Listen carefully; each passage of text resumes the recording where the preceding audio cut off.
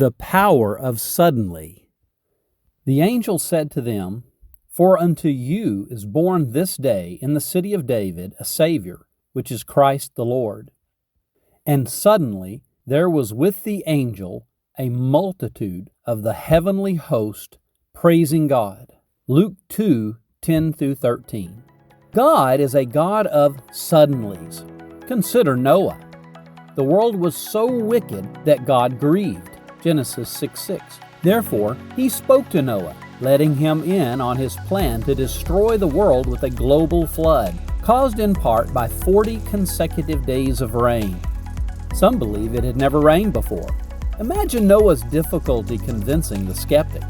There certainly had never been a global flood, and even if it had rained before, probably not 40 days straight. Can you imagine Noah having to explain why he spent about 100 years building a huge boat on dry ground to prepare for a global flood caused by 40 days of rain? Skeptics, no doubt, remain steadfast.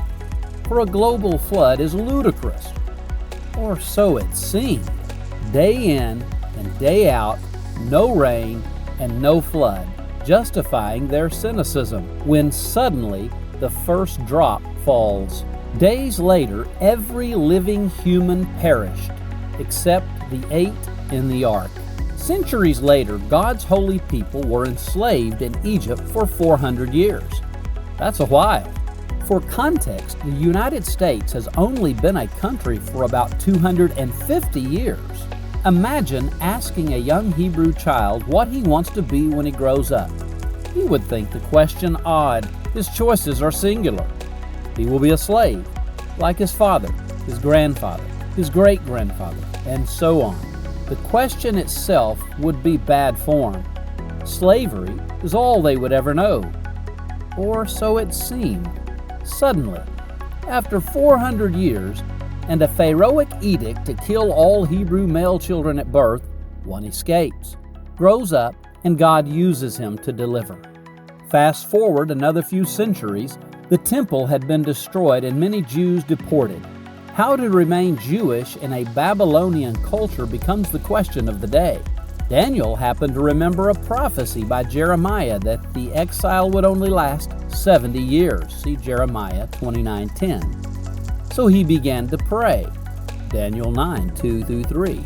Persia conquers Babylon, the Jews and their land, part of the spoils. Israel as a nation was finished.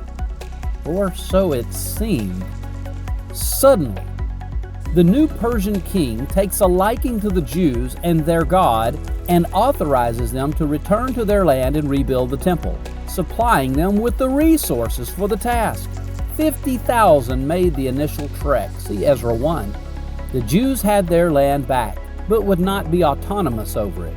The whole thing would happen again in 1948 after a world war, a UN resolution, a Jewish declaration of statehood, and a U.S. replacement president responding in support within 11 minutes, becoming the first world leader to formally recognize the modern nation of Israel. Suddenly, Israel was an autonomous nation again, its people returning en masse to their homeland.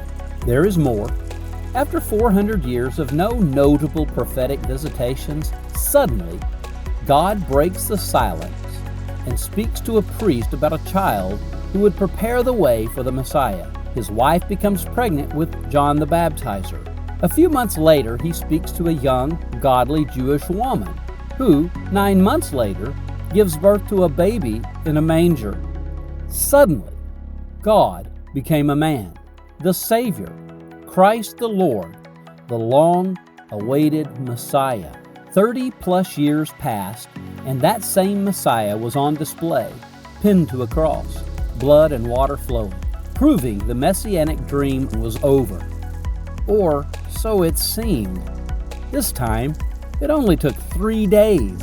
Suddenly, the stone made a sound. The curious Roman guards glanced. Something was off. Then, the event. He's alive.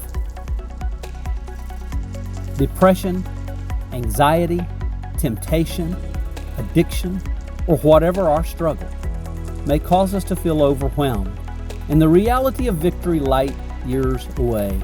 Defeat may seem like the new norm, and hopelessness our lot.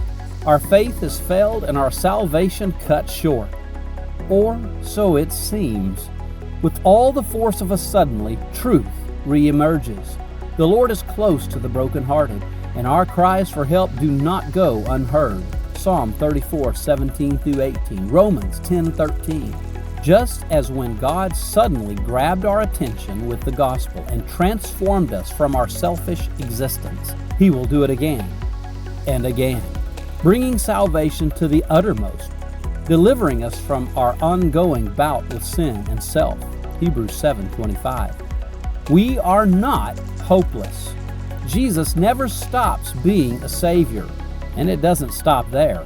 While people live as if this natural world is all there is, suddenly, the greatest shock in human history, Matthew 24:37-39, the clouds will part, and a Jewish man on a white horse bearing a sword will emerge. Cemeteries will become hotspots as dead bodies break through the hardened soil, leaving dirt and shattered gravestones trickling behind their rise. They join the rider's quest, the living right behind, and together with the angels all fall into formation of a procession of great power and glory.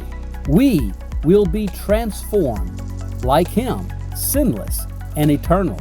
Oh, fellow believer, let's never lose heart with the daily grind and the many disappointments life throws at us, for wonderful suddenlies stand just around the corner.